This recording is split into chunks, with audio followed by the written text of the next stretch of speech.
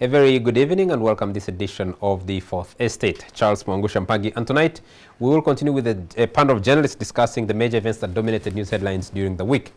One of the stories that refuses to go away, of course, is the story of the latest scandal surrounding the central bank, or the Bank of Uganda. Did the Bank of Uganda print more money than it should have printed? About that 350 billion that was officially printed. Was the plane that brought the money a charter plane or something else? As different individuals begin issuing statements distancing themselves from the processes or the logistical aspects of what brought their cargo into Uganda on that same flight.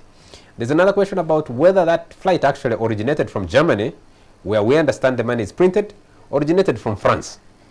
And if it originated from France, what is the connection?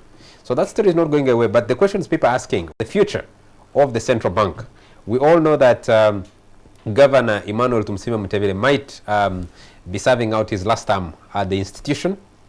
It's been going through a lot of other changes. There are recommendations that came from the Abdu Katuntu Committee to the central bank after that probe over the closure of the 7 banks. There are so many other questions. We'll be discussing that with the team that I have here with me. The other story, people have been asking, what happens to government-run institutions? Uganda Telecoms remains in the news, not for any of the good reasons. I think the last time Uganda Telecoms had some semblance of good news was when they promised to produce smartphones in Uganda. I don't know how far they have gone. The questions being asked in Parliament seem far different from that ambitious plan to produce smartphones in Uganda. And of course, there is some good news. The Uganda Cranes began to a flying start their challenge at the Africa Cup of Nations yesterday, beating the Democratic Republic of Congo 2-0. To discuss those and other issues with me tonight, I have Kenneth Anderson Lukwago. Kenneth is a journalist who works at Parliament and works for Radio 1. You produce Spectrum, don't you? Yes, I do. And you have done that for long? I have.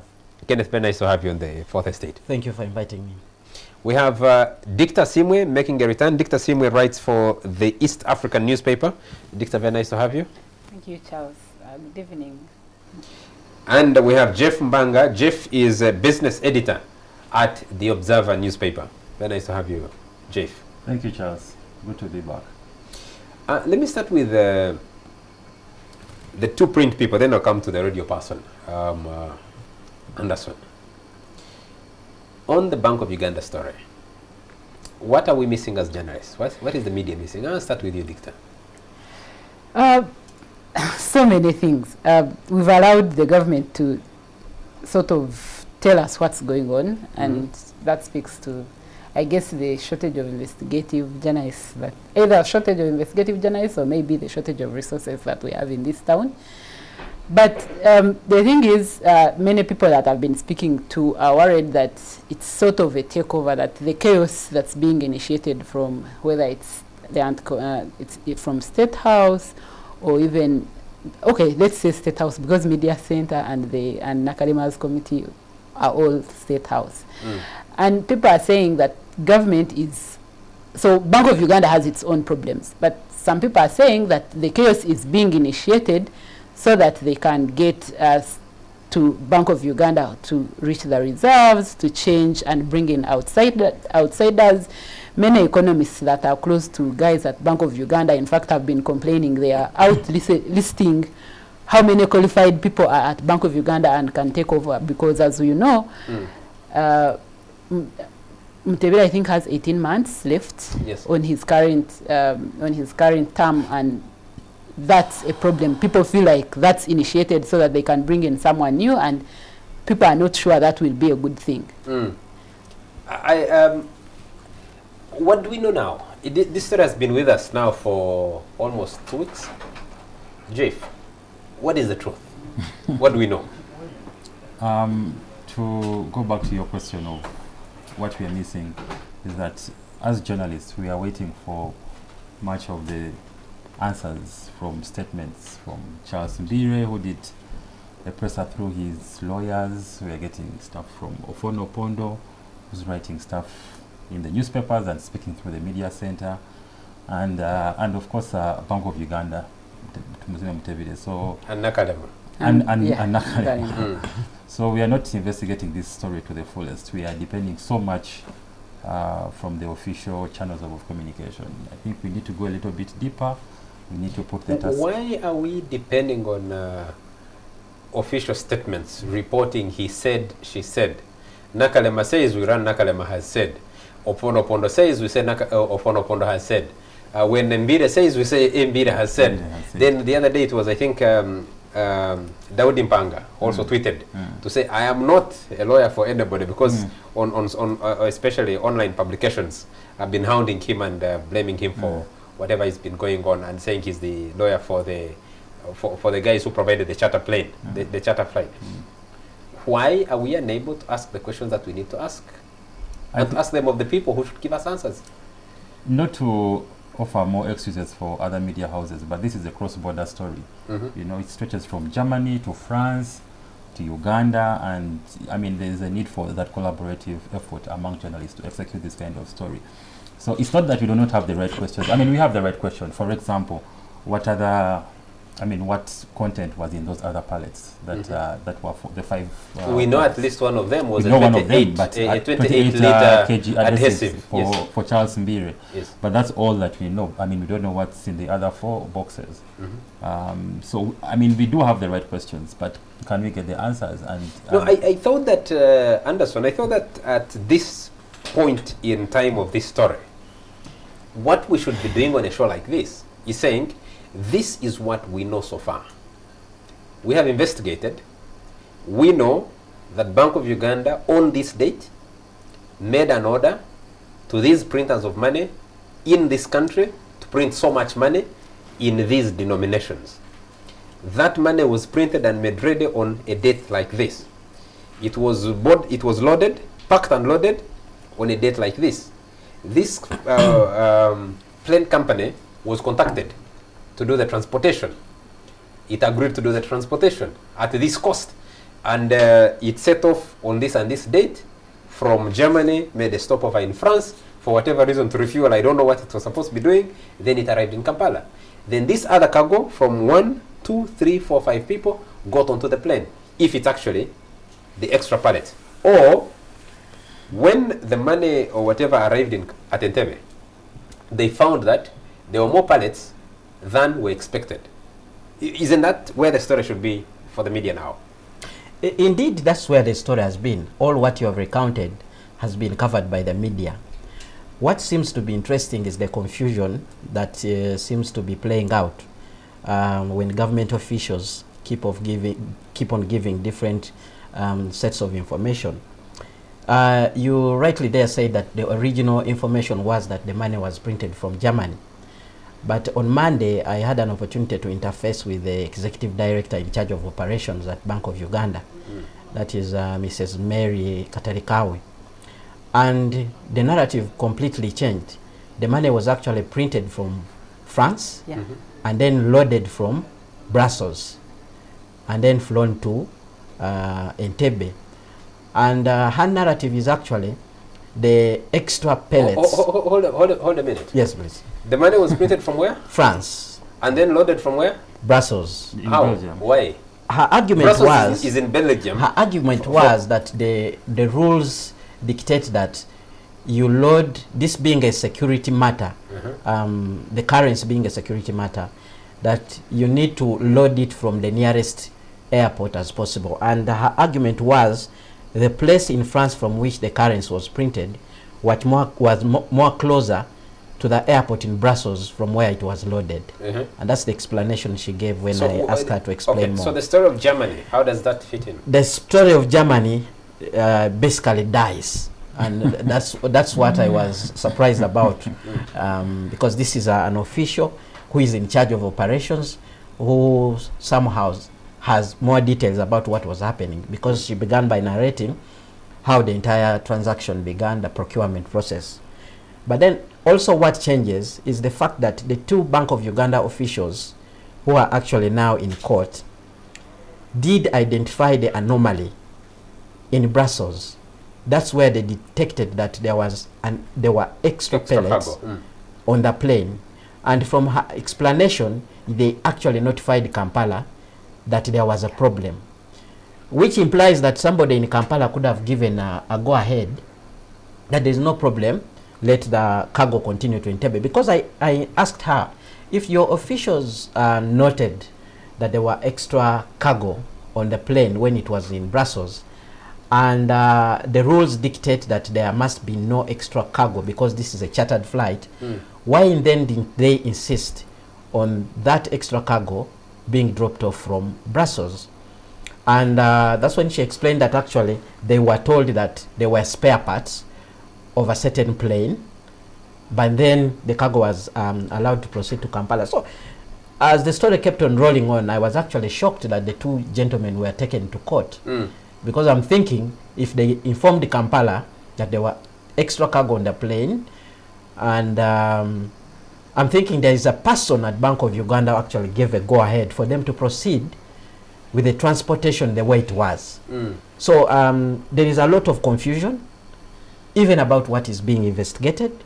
The other day you saw Ofono Opondo bashing Fred Enanga, because Fred Enanga's narrative was actually, we are doing an investigation about extra printed money, and we have gone into the homes of some suspects, and we have come up with evidence in terms of paper that there was actually extra money printed. Then Ofono Opondo comes out and says, that's how the police operates. They are used to telling lies. Another lie has escaped through their mouth. So you get into all this confusion, and like they normally say, when there is that kind of confusion, the truth basically dies. Yes, Victor. You see, Ofono Opondo is saying Enanga is lying. But the first time the story of printed money came up, it was on the media center website. Then they pulled it down. Ofono Opondo is in charge of the media center, so is it the police, or and that's what goes to my argument of people are saying it's orchestrated chaos, because you cannot say now he's saying they are lying, but remember, even the organization he heads has posted pictures of printed money saying people have been caught having printed extra money when they went. And actually 60 billion has been recovered. Yes. So the question then is, what happened along the way? Like it just says there is some, okay, so Bank of Uganda has a lot of problems. And like we said last week, that institution needs either to open up some more. But they are using that chaos at Bank of Uganda to create another set of chaos, to bring in people that some economists feel would make Bank of Uganda worse off than it already is. But where I find it hard also to believe that kind of narrative, because in this case the investigation we are talking about was actually apparently triggered by the governor, who himself later confirmed that he's the one who actually invited State House to come and investigate. So the question is, will the governor Mutebile also be part of that chaos, of the group that is organizing chaos to take place? Because I've also been asking questions. I think if you're looking to Mutebile, he gets a briefing. What we're trying to read from the minds of those who did the briefing. He gets a briefing, and the briefing is extra currency was printed. It was not ordered. And what is running in Mutebile's mind, I would want to imagine, is who do I go to who can effectively execute this? And because President Museveni has just appointed Nakalema on a special team, to head a special team to bust corruption in this country, he thinks the hot numbers he has to deal are Nakalema's hot numbers. So he doesn't deal the police. He doesn't go through with internal processes of finding out exactly what happened. The bank's head of security, the bank's head of currency, whatever, head of operations, like you said, and the team that went. He doesn't issue a memo internally to say, please explain to me exactly what happened. So I'm imagining the first call that he makes to Nakalema is, wait a minute, we have a problem here. People have printed extra currency, as the media center reported, worth so much from what I'm hearing. Help me investigate. But let me find out. No, so Nakalema runs from State House, raids Bank of Uganda, picks up those guys and arrests them, and then begins questioning people. Now later, the story begins developing. Media Center has a version it's running. The police has a version, it's running, because both media center and the police are playing catch up to this story. They are not part of the initial briefing. Now, as they are playing catch up, they find that everybody is coming with a different narrative. When they find that it's possibly not currency, because it's possible that it could actually still be currency, Yes. and they are trying to string together a different version that is easier to sell to the public. When you see a lot of contradictions coming from different government officials, these uncoordinated troop movements, it's because sometimes people are trying to string together a narrative that's not holding together, because no one is holding control and saying, this is what we're going to say. This is not what we're going to say. Jeff, I don't know what you think about. No, I mean, for me, like, Mutebi writes, calls in Nakalema weeks after all this has happened. Surely there should have been an investigation within Bank of Uganda that try to uncover what really happened. The fact that Mutebile has to run to Nakalema to come and investigate this, for me, is a lapse within the central banking system. In the sense that you just get a feeling that that this story happened, and for some reason, it went out of control within Bank of Uganda, and it has gotten us to this point. I feel that there are some errors that were made within the central bank in how this whole issue was handled, and now the last resort, sort of like damage control. You just write it to Nakalema and you call her in to come and investigate this. So you see, Jeff, what that doesn't answer still is what exactly is the story. No, but is it extra cargo? Is it extra currency? Because until we answer that question and say the story here is extra currency was printed, I think there was no extra money. That was all a fund. What happened is extra cargo was carried. The fact is that there's extra cargo. The other fact is that we don't know what is in the other 4 pallets. Is it 4 pallets? The issue, there were those 5. numbers have been shifting. They The say number 5. have been They say shifting. 5. They say There were 5. first 7.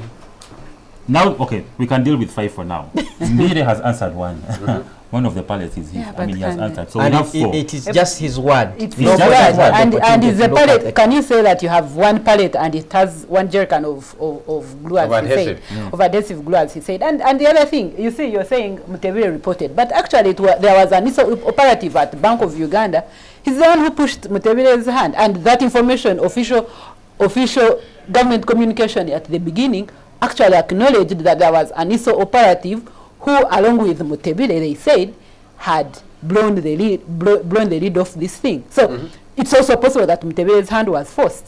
Charles, let me follow your lead that this could be a concocted story to create an impression that there was something, and then all of a sudden the truth dies. But then wouldn't it be risky for these guys to actually bring in like the UN, United Nations, USAID, because all those organizations are on the list of people who apparently had cargo on that same plane.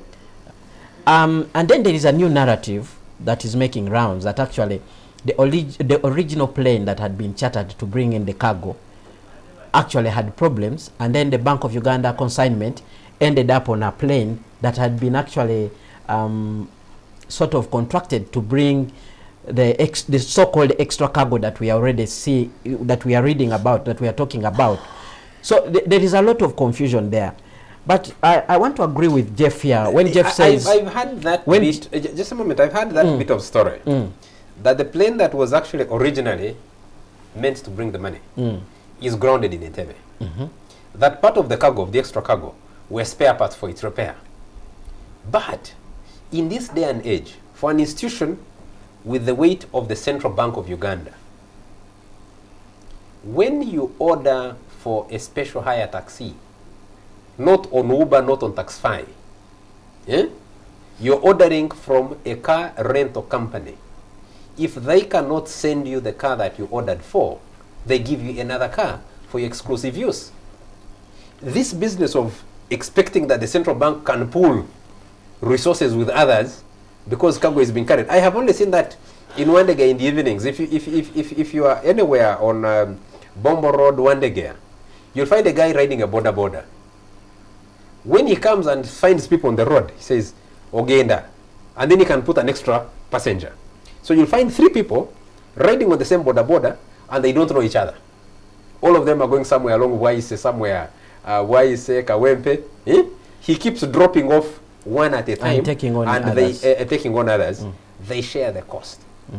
If you're carrying currency for the country, your Bank of Uganda, the leverage it has had, wouldn't it be, which kind of company, transport company, decides and says, anyway, you see, our plane is grounded, as if you owned it, is grounded, so the best we can do for you is add you with other passengers.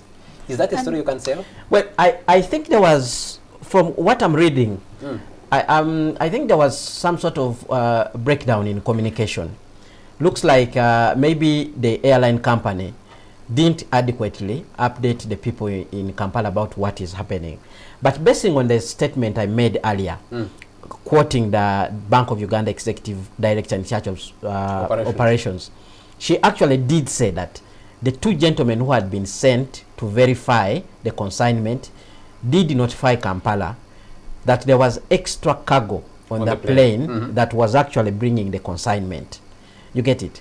So, where I wanted to agree with Jeff, where he faulted the governor for sort of panicking and sort of, I'm thinking the governor is somebody who can pick a phone and maybe call and make certain inquiries. For instance, if the story is there is extra cash that has been printed, I think it has cost implications on Bank of Uganda. I don't know if these guys who could have caused the printing of extra cash can actually foot the bill. I'm thinking the governor would have at least called the guys who actually printed the money and asked them whether the bills, the money that had been sent in as verified by the internal processes in Bank of Uganda does tally with what was actually printed. So I'm seeing a gap. And also maybe this contributes to the narrative I've also had, that there's a lot of infighting at Bank of Uganda. Let's people trying to push each other around. The thing we need to investigate now is more, Dictor talked about it, 18 months for Governor Tumsime Mutebile. And his deputy. There's been a lot, actually long before Kosase started investigating Bank of Uganda, there was a lot going on the succession battle within the central bank. The second thing is, I think you hinted about it and you wrote a story about it in the East African. What does this mean? If it's going to strengthen the hand of anybody, or the person we know has the right to shake up things within the central bank, after you have exposed it like it has, and what the future holds. We'll discuss that after a very short commercial break. We'll be right back.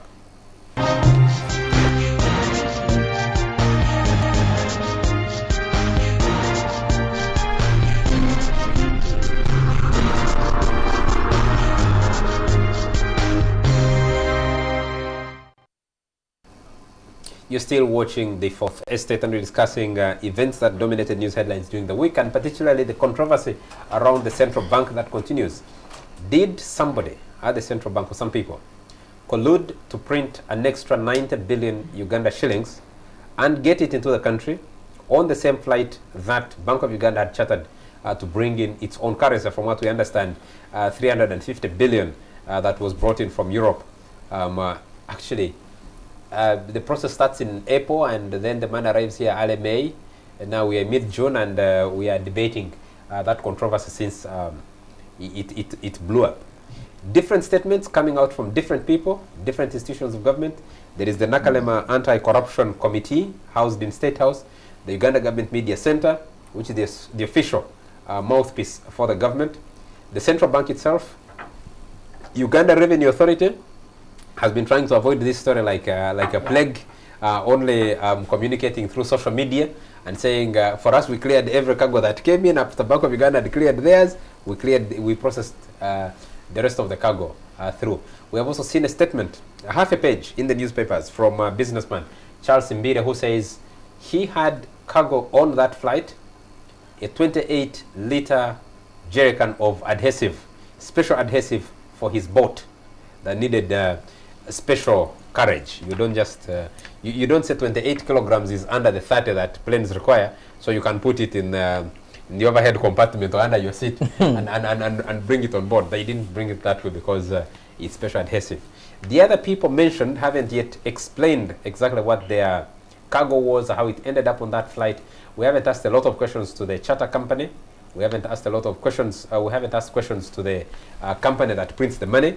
And someone was asking me this evening when they inquired about whether we'll be discussing this on the show, on whether this is also a very sensitive security matter that we can't know when Bank of Uganda has made an order for money, when it brings it in. But I think currency is a very sensitive matter, and it needs to be treated like that.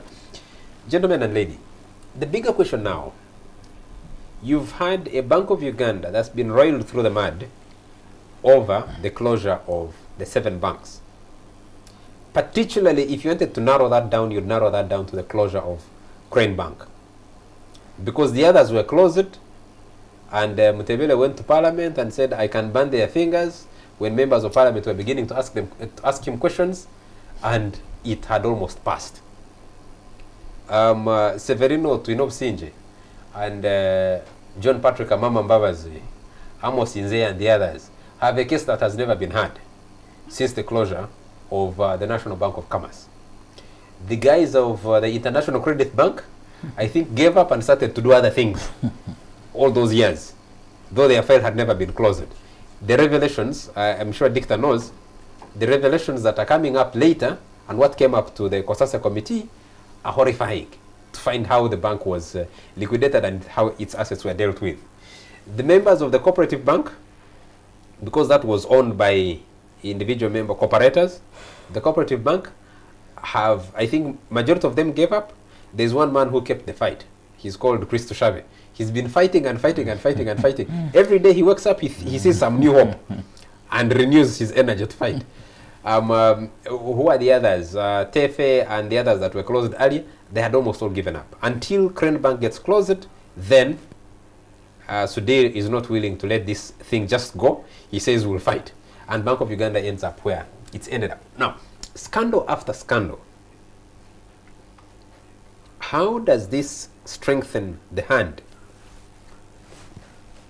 excuse me, Bless you. of whoever might want to exert direct control over an institution that, at least for years to the public, has remained shielded from the politics? Let me start with you, Dicta. Or does it have an impact? Well, you see, there's been this argument that the economy will be hurt if Bank of Uganda is not seen to be independent. But when you talk to people, you find that maybe not. We really, the way our economy, our monetary policy operates, it doesn't feel like that would be a problem because it only affects a few people with money. And people who buy government securities are mostly NSSF. So maybe government securities, commercial banks, yeah, I mean it's commercial all, banks. it's all here in Kampala. They're now nowhere encouraging else. people to, individuals like you and me, to buy but government securities. all these things are happening here in Kampala and mostly nowhere else. So maybe it's time Bank of Uganda became more open, and maybe this is an opportunity for them to look into themselves. Can you roll out the fact that yes, it's unfortunate that Mutebile finds himself in this particular corner at this hour, so late in his career. This is not a way to end a career that he has worked so hard to build over the years. But does it matter that, I mean, does it mean anything that over the years he's at least tried to make sure that the economy, the monetary policy and mostly the monetary policy. That's I think he's in charge of mostly and commercial banks. Yes. Yeah, but I mean, all this he's participated. Maybe he should have worked. His methods of operation should have been better. Wouldn't be here, but yeah, what's true is that most likely it will be much easier because, as we already know, Katuntu has recommended some reforms that might involve new laws on Bank of Uganda. Government has also been tinkering with the idea of having reserves, being able to access government reserves so that they can use them instead of borrowing at very high prices.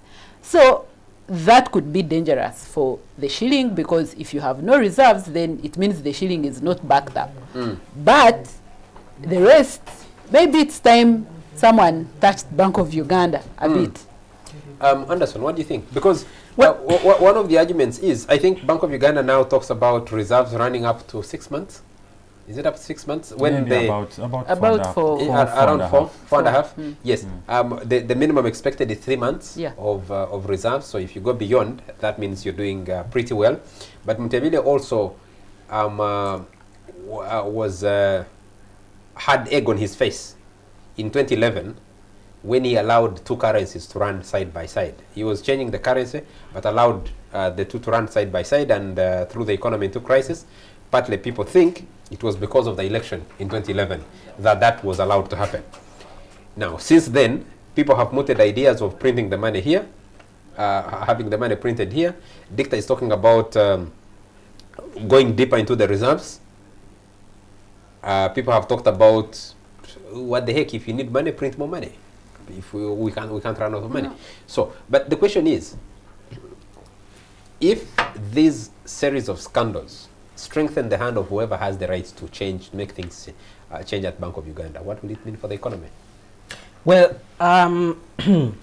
first of all, I come from a school of thought which actually thinks that even the so-called control, or the idea that institutions like Bank of Uganda should be insulated against public opinion, public interest, and what one would say an audit or things like that, is what was designed actually to try to keep away people from understanding what actually goes in there. Because I'm thinking there are so many things that have gone on in Bank of Uganda that have not been within the law. For instance, I've had people complaining about the oil fund, how resources have been accessed from the oil fund. Not until there was this discussion in Parliament that before the government actually goes for that money, there should be notification in Parliament that at this particular time we are going to get this particular amount of money from the oil fund. I don't think such a notification has ever come from the central bank or from the government, but we have heard that money has been picked from the oil fund to purchase jets. We have heard money has been picked to do this and that. So I'm thinking in this era where we are, an institution that stands should be able to be transparent.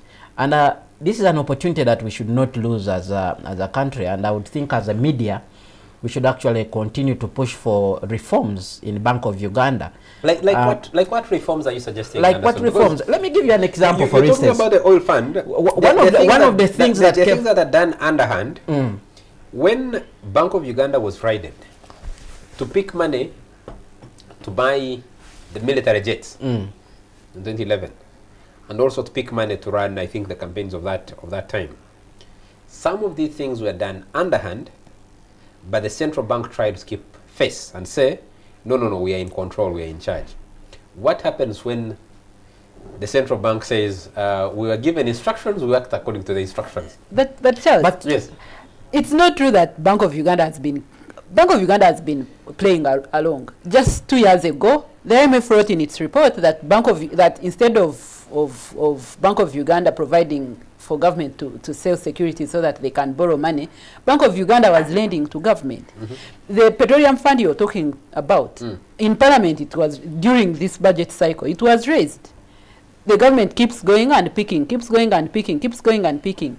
And right now, it's most likely that that fund will be empty soon. And that government has still planned to take some more money from it. And so it's not necessarily true that the Bank of Uganda is like independent, as they say. People are all liable to certain, they have all prices. Maybe I should say they all have prices, and maybe the government has been providing that price, and government has been accessing most of those things. The only thing that has been safe are the reserves, because IMF and World Bank and all the others are looking. Okay, Charles, we need to run away from this topic and move to something else. Yes, you asked me a question. You asked me a question. What needs to change? I think some of the things that can guide the reform process was actually brought out by the Kosase probe. For instance, you have a governor who chairs the same board that runs the same institution where he's supposed to be accountable. Now, that is an anomaly. We should have a system of control where actually the governor reports, so that certain mistakes can be easily detected And that is an opportunity that... Is that possible in the current setup of this country? It may not be institutions in this country? It may not be possible, but modern corporate governance systems actually demand so. You cannot be the top guy and you are at the same time chairing an entity that is supposed to oversee what you are doing. So I think that is completely an anomaly. We need to change that. Secondly, there seems to be a lot of confusion in the Bank of Uganda on who actually calls the shots. You could see nominates for certain things. You could see so and so makes a decision, does not report to the governor. So there seems to be a problem. But all this goes back to the notion of somebody overstaying in a certain place for a very long time, especially where very serious decisions are supposed to be made. I've heard people actually saying there was a certain point where Governor Mutebile was actually willing to leave. His contract had come to an end, and there was a proposal that he should actually leave. But then the powers that be insisted on him staying on. And you know, when somebody stays on and they're actually thinking they should leave, he lowers the guard. Certain things start happening, and then they have no control. And I think that's where we have reached. I mean, how can something of a procurement, for me, because I'm looking at this thing as what some people would call a storm in a teacup, but it becomes such a very big problem that continuously puts the central bank in bad light. So I'm thinking, like many people have said, the truth is we have so many people in this country that can actually do a good work at Bank of Uganda. I think Governor Mutebile and his team have actually done it. And I'm thinking guys who are already in Bank of Uganda should actually create space. And we see new faces there. But even the so-called new faces should entirely come in under a new legal regime, which actually allows transparency in Bank of Uganda, so that this idea of saying this is a no-go area should actually end. Anderson, I think I want to... Yes, sure. I think Anderson and Dicta, well, they are right, but you know, if you blame the central bank too much, I get a feeling that we are missing a point of the kind of country that we live in and the kind of structure that we live in. I mean, there's always been a clash between monetary policy and the fiscal side. I don't want to focus so much on Bank of Uganda. I also want to put attention on the Minister of Finance. Because Bank of Uganda and the technocrats there know where power lies in this country. I mean, if orders are coming from State House to, you know, bring money here, put money there, if the Minister of Finance continues encroaching on Bank of Uganda's territory and can't allow them to work, Governor Mutebile cannot do much, and whoever comes into that position will not do much unless we have clear guidelines on clear separation of powers between the central bank and the Minister of Finance. But actually, that's what the law says. The law presupposes that the Bank of Uganda is an independent entity. Yeah, but actually, that's not in reality does that happen. So that's why I was making that argument of this being a corporate governance problem. My slight point of departure from Anderson, and to align with you, is the concern that you might have the laws. Thank you very much. You might have all these wishes. The question is, who has the control?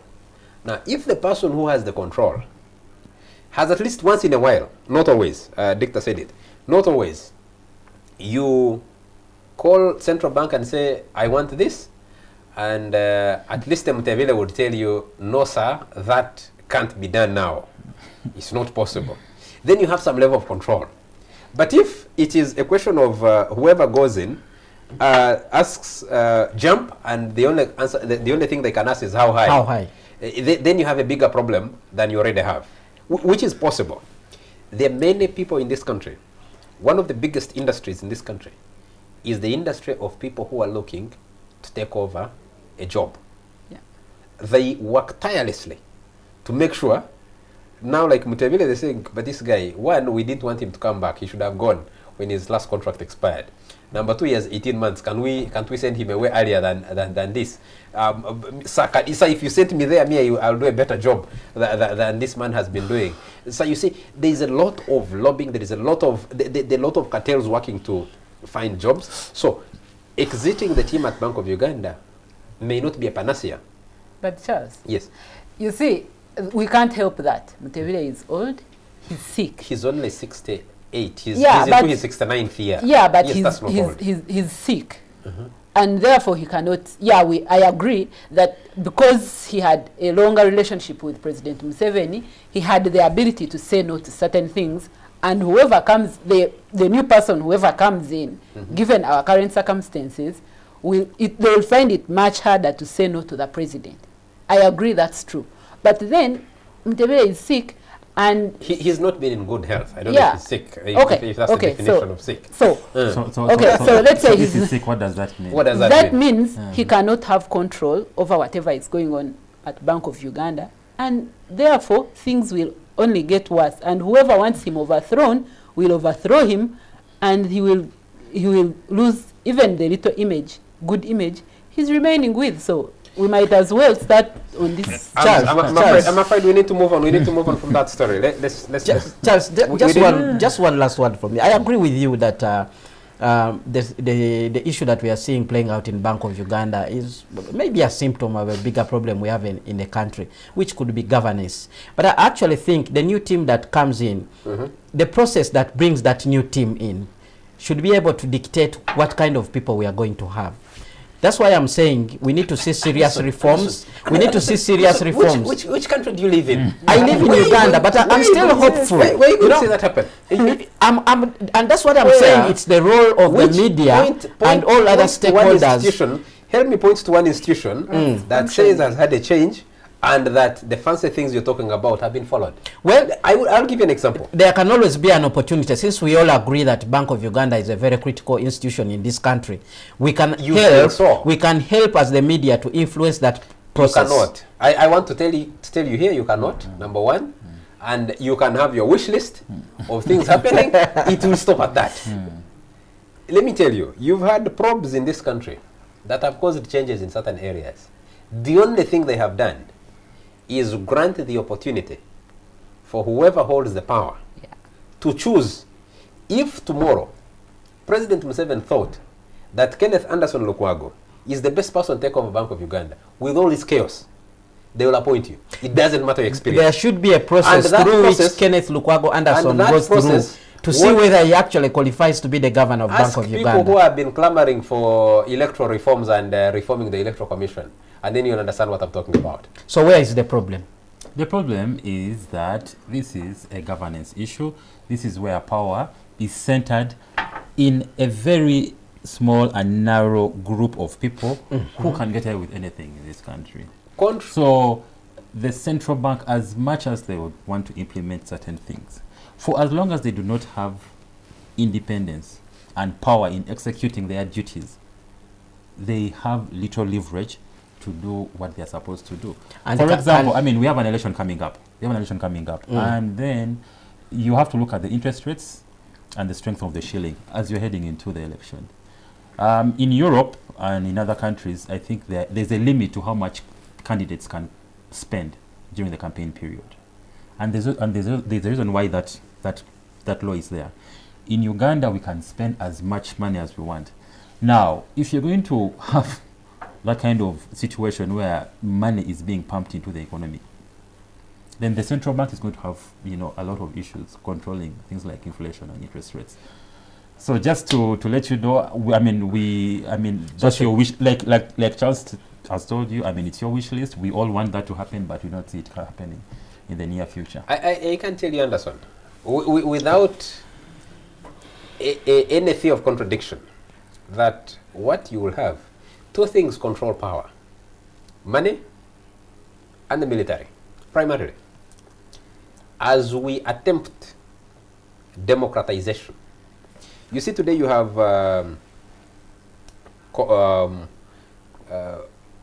columns of soldiers. I don't know if they're LDUs or what, patrolling the neighborhoods in the night. They haven't stopped break-ins, by the way. They haven't stopped robberies. My brother's car was stolen the other day from his compound. It hasn't stopped anything like that. But that is one channel through which you project power and keep control over it. Sure. It will watch what Anderson is doing, who he's talking to, that will be dealt with. It will watch a particular interest. Number two, you need money to dispense. If anybody is standing in your way of dispensing that money, then you deal with that. So if you place a phone call and say, I need money, money should be available, wherever it is going to be available. Now, for you to have your fancy ideas that someone somehow is going to say, let's have proper laws, let's have proper procedures on how we reform central bank, in this day and age. You see, the problem I'm having is that colleagues, you have given up. In other words, yes. The people have to stand up for themselves. Which people? The population. And I don't mean protests, because as we have learned from Sudan and other places, protests don't necessarily work. But we are the ones who keep this government in power by paying taxes, by doing the things they want the citizens should do. So maybe people should start thinking about how they be defiant and deny this government money, because as we already know, if you just print money without anything backing it, you have a Zimbabwe on your hands, like Mugabe was overthrown, someone will be overthrown. So maybe we hadn't even gone into that territory yet. Maybe we'll have a discussion on that. We hadn't even gone into that territory. We're looking at the scandals at Bank of Uganda and what has been going on. Actually, it's not. I'm not even looking at the government and how it's run or other things at this stage, because I think the economy, you're going to test it in your own pocket. The effective of the monetary strength of the Uganda shilling is tested in your pocket under the supermarket and how much it's able to buy for you. Now, if those controls collapse, which they have been collapsing, by the way, if someone took keen notice, they've been collapsing, it's the best you can do. I'd like us quickly, before we take the break, to comment briefly on the saga around Uganda Telecoms Limited. Well, UTL is one other hotbed of problems. I think my biggest disappointment there is that officials within the same government are actually quarreling over something they need to do the right way. It's almost a replica of what actually is happening in the Bank of Uganda, because you have an entity called the UTL, which government thinks strategically needs to be kept afloat. You need a potential investor to come in and deal with that issue, invest in, buy off the entity, and then invest in. And then you have a process where government officials seem to have interests in who should actually take care of that. You have a cabinet sitting and making a decision that this is what should happen. And then at the end of that, you have government officials shooting in different directions. It still goes back to the problem of governance. Who actually is in control to be able to direct where this issue should go? Because if you agree as a government that actually we need to keep this entity afloat for strategic reasons, and the decision has been taken that we need to get a reputable person to actually come and invest in this entity, there should be a clear process through which you arrive at the person who is actually able to do that. That person should have credibility. That person should be able to have the resources required to invest in that company, and a tested record of actually dealing with that kind of sector, which is communication. Okay. So now we have a situation where the government identifies somebody who is actually supposed to do that. It turns out that person cannot do it.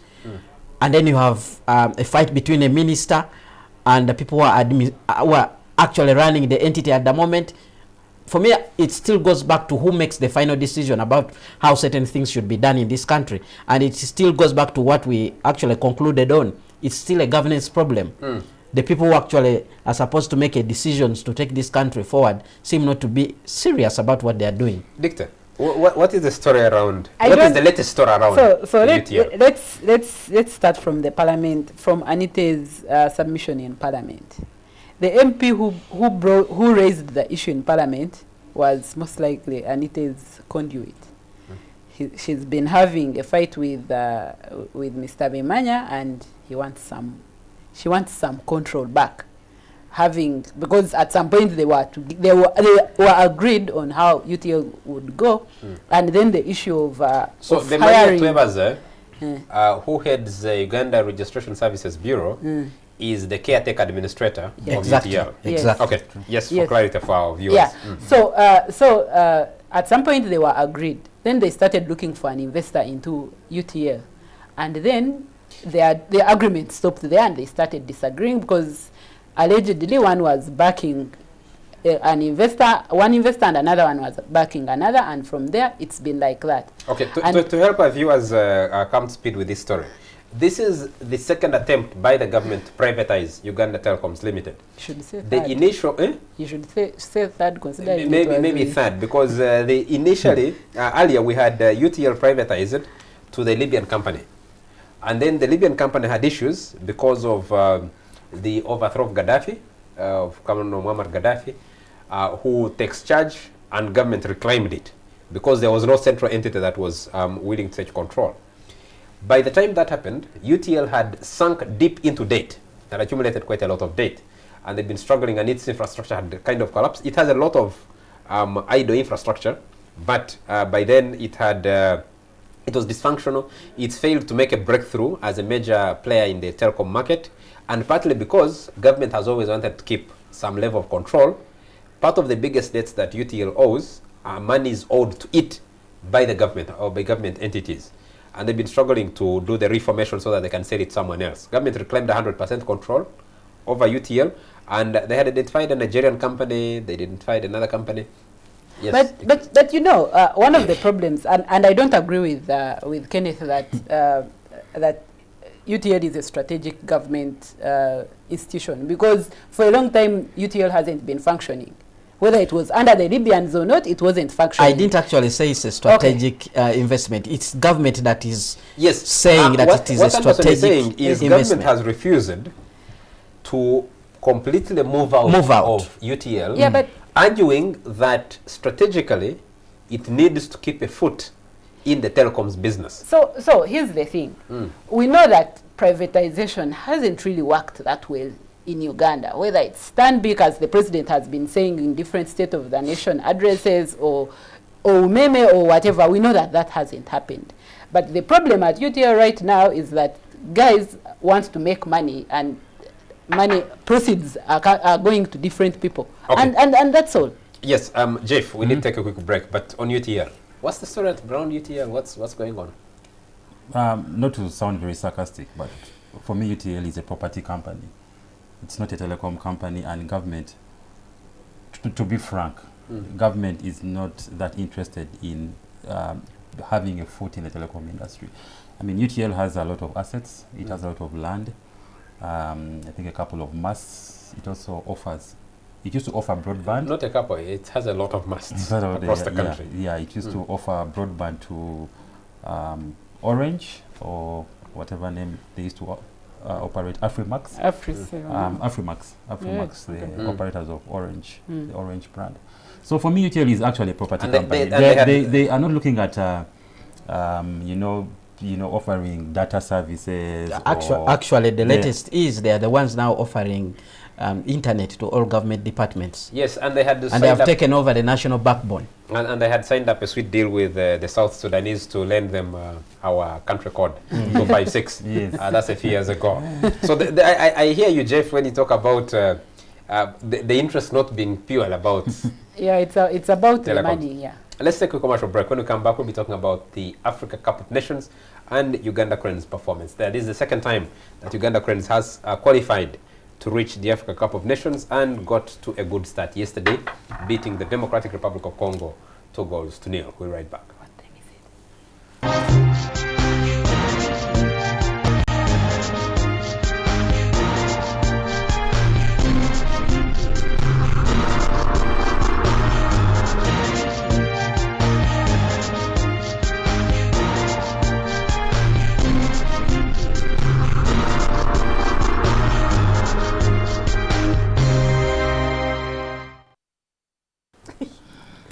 Welcome back. This segment of the Fourth Estate. We'll be discussing about the Uganda Cranes and its participation in Egypt at AFCON.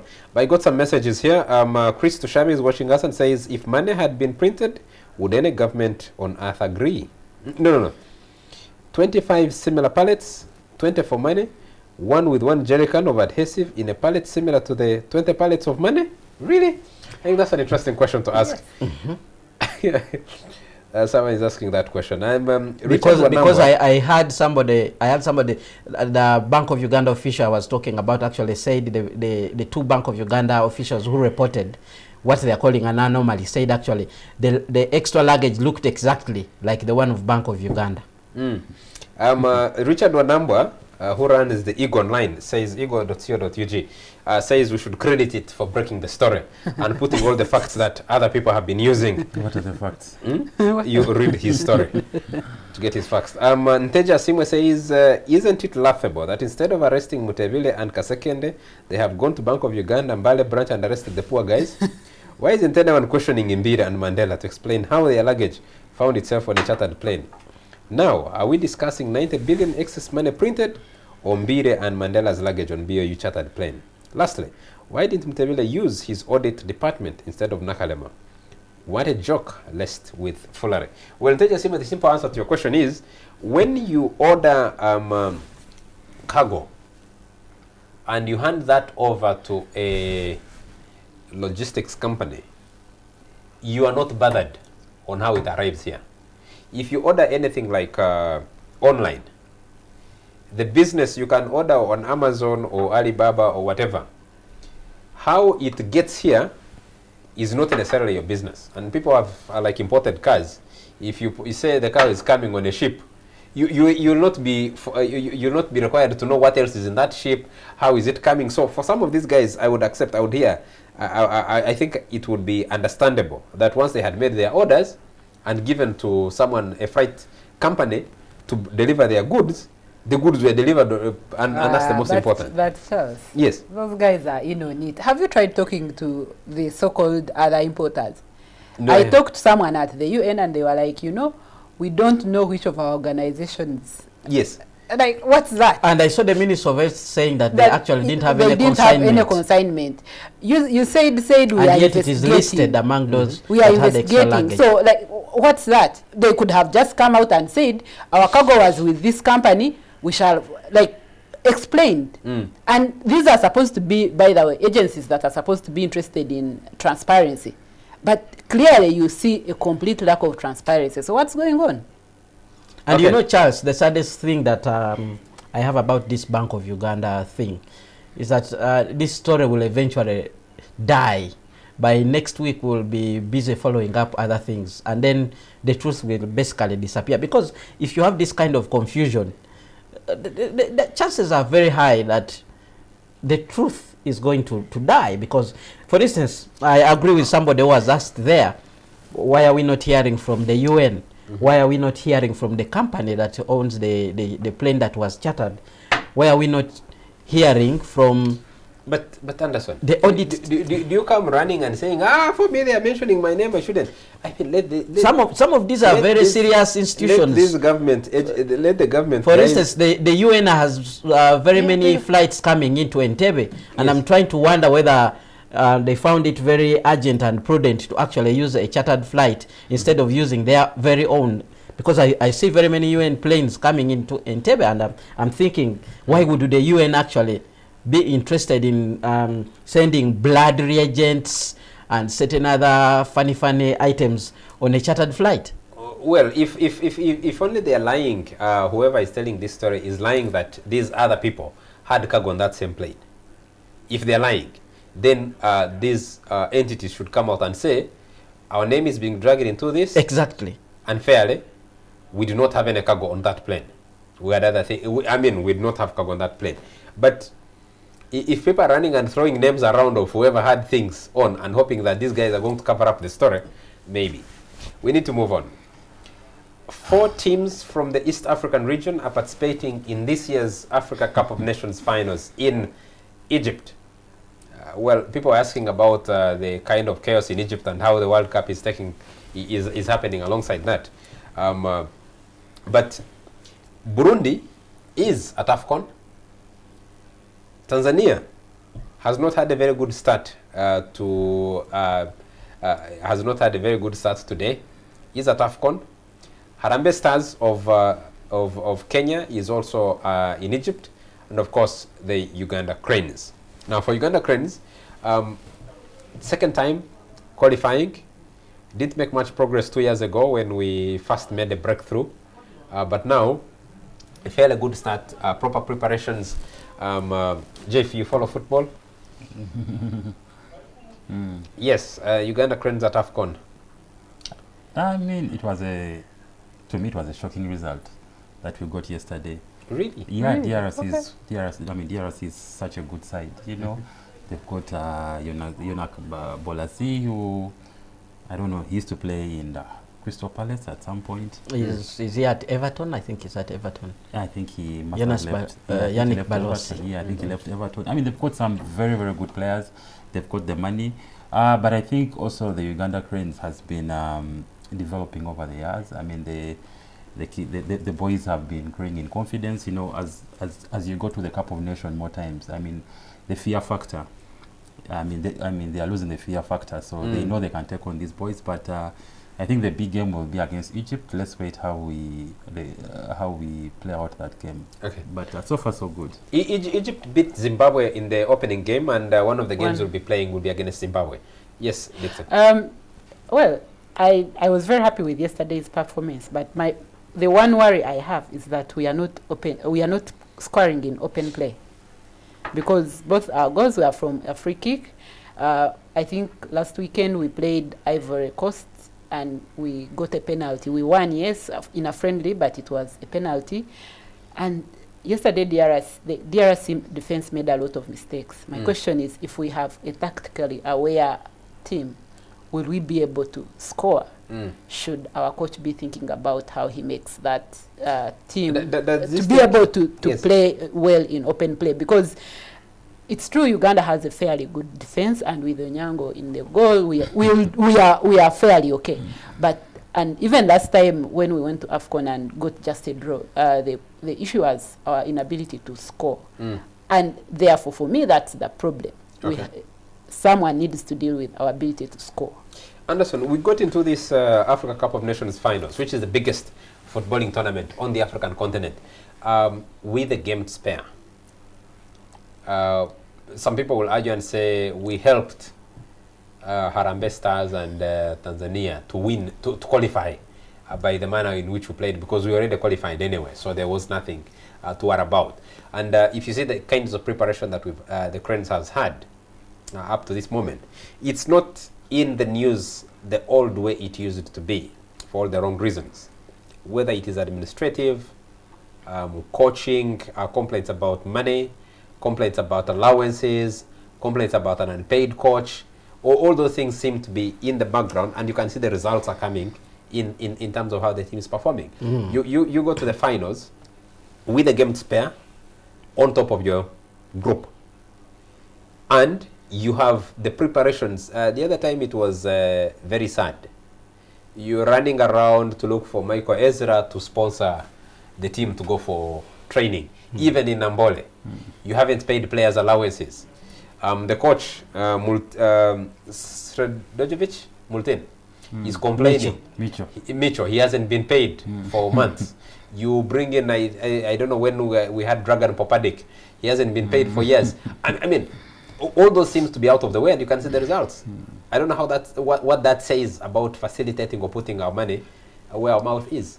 Well, Uganda Cranes, the only entity that seems to unite us all as a country, across the board, the opposition, the government, all people of different walks of life, very happy when the Uganda Cranes actually perform well. Like you hinted, it all goes back to how the team actually prepares. And I want to disagree with my colleague here, Dicta, that all our goals did not come up from open play. I think by the time you draw a fault, it's a pressure that is exerted by how you're playing. Actually, I think, like Jeff there said, it was sort of a surprise, but we actually were able to dominate their midfield and push them into doing those errors that actually resulted in those free kicks and superb headers. It's not easy to score a goal with a header, especially when you are dealing with the guys from DRC who are very tall and muscular. But the boys were able to get in there and score those very nice goals. And of course, I'm thinking it's because of the good preparations that have been there. The team has been able to go have a camp in the Middle East, in Dubai. No quarrels about money. I've seen other countries, even for instance Zimbabwe, a few hours to the kickoff of their game, they were still complaining about payment. You have not seen that in the Ugandan side. And I actually think we can do better. Although I've seen some people making funny comment on social media that the team seems to be dominated by only people from the same region, which I also find very funny. I've seen somebody comment and say the Uganda Cranes reads like exactly. But I'm thinking as a country, I'm thinking as a country we have a potential to do better if we really invested in the sports industry. For instance, to be able to pick very good talent across the country. If you see what these other countries actually do, they have very serious academies where talent is nurtured and encouraged to grow, facilitated to grow. And there are certain things that are actually lacking in Uganda that we can actually add on to make sure that then sport-wise we are better prepared and we perform even much better. And I agree with you, the preparation this time around have been very superb. Funding has been there, although the funding even still comes from an individual. I think it is the president who has been putting in money. I would like to see a situation where the Uganda Cranes has a specific budget under the Ministry of Education and actually approved and passed by Parliament. The president of FUFA, Moses Magogo, has said the funding, the support has come from government, not from the president. It's not coming from an individual. But no, it is our taxes. But actually, if you go to State House, they will tell you the president picked it from his donation budget, where he's free to dispense the way he wants. Me, what I would like to see, I see members of parliament sometimes contributing, the speaker telling members Uganda Cranes has performed better, we need to contribute some money. I would like to see parliament putting their foot down and actually saying for the national team we should have this particular amount of money ring-fenced in the budget for sports activities, and to actually be proactive so that this idea of us running to the president. Did you see a picture that has been circulated by Don Wanyama on social media after the win? He actually said the Uganda Cranes, the chief strategy, all the preparations came from State House. And in this picture, Uganda Cranes players are seated putting on yellow jerseys, and then the president and the first lady, the Minister of Education, are seated under a tree. And it clearly sends you a message that if it wasn't the president's intervention, probably the boys wouldn't be where they are. I would like to see us moving from that side of looking at things and provide adequate funding to the national team. Not only the Cranes, but even athletics, boxing. We have the potential to do better even on the national stage. We are a poor country. Should we be? We are not a poor country. Well, we have resources which are being mismanaged. Okay, we shall agree to disagree on that one. But the point is, maybe sports should be a private sector-led area. Because if I was looking at the pictures and there were almost no supporters. Maybe if we worked with the private sector to increase how much funding is going into the Cranes, and it's a good thing that we are now winning, then we can benefit from all that. Well, at least we can, we in Toro can claim credit because King Oyo made the journey to Cairo to support the Uganda Cranes. He's been with them. He was there, I think he was there when they played, is it Turkmenistan or some other team and others, and he's an ardent football fan. And he was there. And there were quite a number of Ugandans that made the journey to Cairo. And like you say, corporates, people who work like yourselves, should be in Egypt supporting the Uganda Cranes. One, it's not too much money to fly to Egypt and stay there for the duration of this. It's just Ugandans who need to take over. But I mean, to take interest in some of these things. And number two, I think you have in the Uganda Cranes, especially at FUFA, the leadership there. I had my doubts about Moses Magogo, but now successfully taking the Uganda Cranes to the AFCON finals twice is a plus for him. That people no longer remember some of the former presidents of FUFA and the struggles that they went through then. But I agree with you that you need to be able to, even us as media, the way we report, President Museveni is not drawing this money from his personal fund. He's drawing this money from taxpayers' money. Whether it is allocated under the State House budget, the State House budget, or the President's office budget, it is still taxpayers' money coming out of the budget. The only thing that you would say is that he saw the wisdom to say, you don't keep these guys begging so much, because you'll be embarrassed when they come back and they have made some progress and you're inviting them to State House for dinner, like we do with our athletes. Yes, you just need to think and say, maybe it's better to invest early so that you can claim the credit when it comes and you have been part of the journey. But you have other private sponsors, Dictor. You have Nile Breweries. It renewed its sponsorship deal, and it's been helping some of these processes.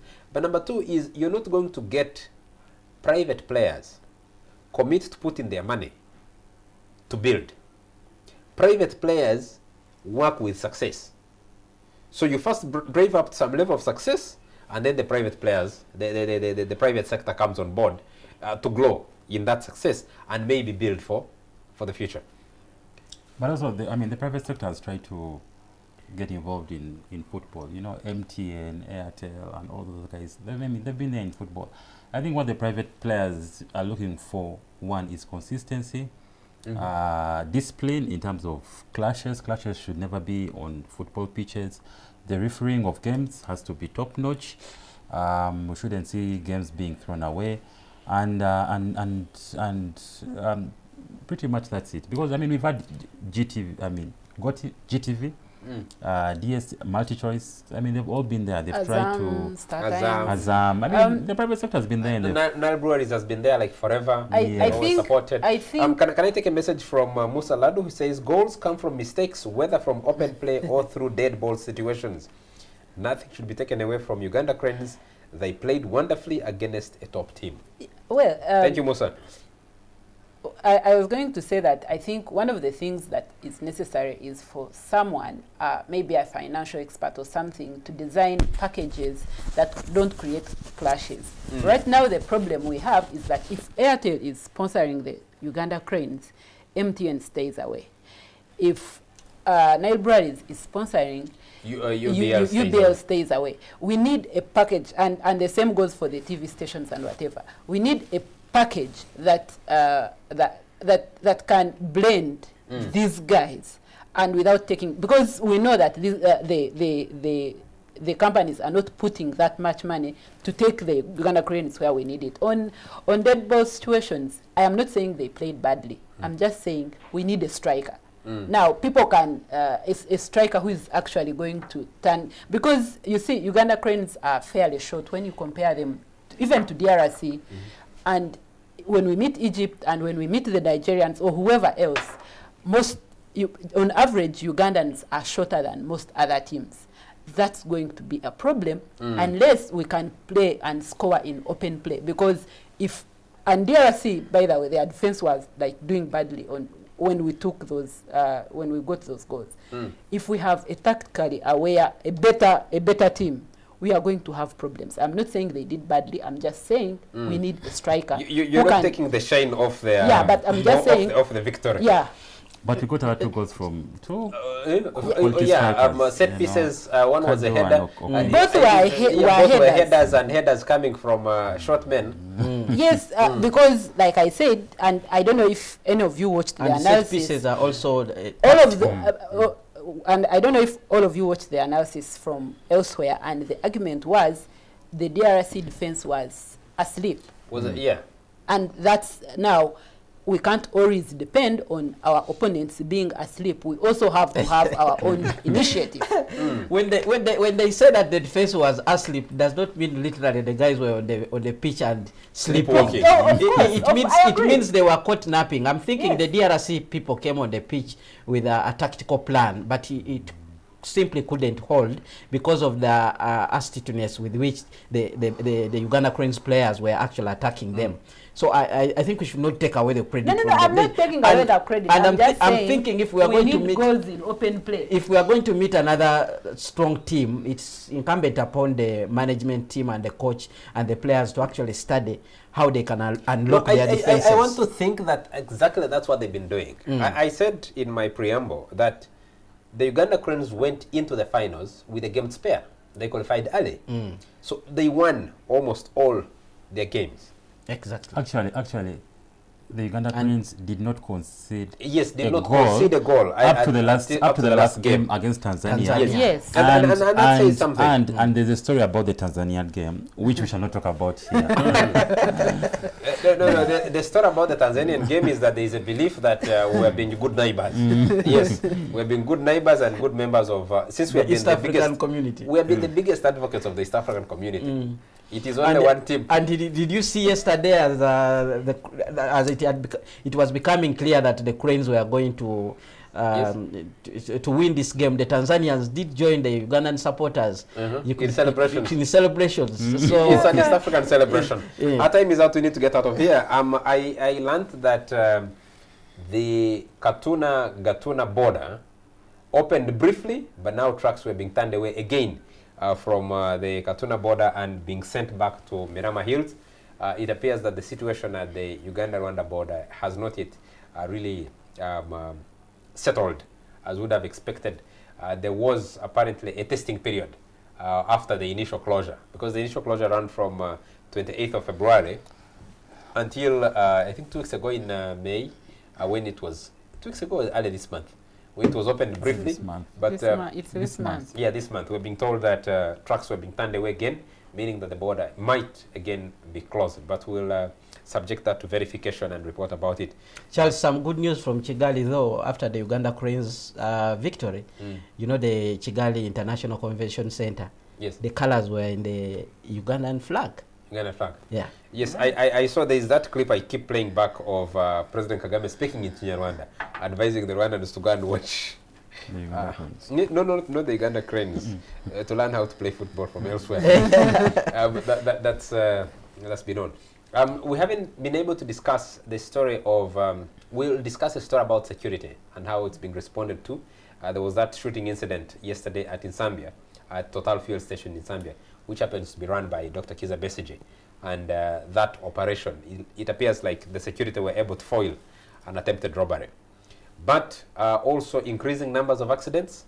There was a nasty accident in Mabira. There's been another accident, I've been told, I think this afternoon, somewhere in Lugogo bypass, bypass somewhere. And we'll discuss those in subsequent shows. I'd like to thank very much Kenneth Anderson Lukwago from Radio 1, producer and reporter at Parliament. I'd like to thank Dicta Simwe. She writes for the East African newspaper, and Jay Fumbanga, who writes for The Observer newspaper. He's business editor at The Observer newspaper. Thank you very much to you all, our viewers, for joining us tonight. And always, thank you very much to those who sent in comments and feedback. Thank you very much to everyone who watches, stays up late to watch the show. And of course, I can't forget the production crew that stay up late to deliver the show to you. From me, it's a good night.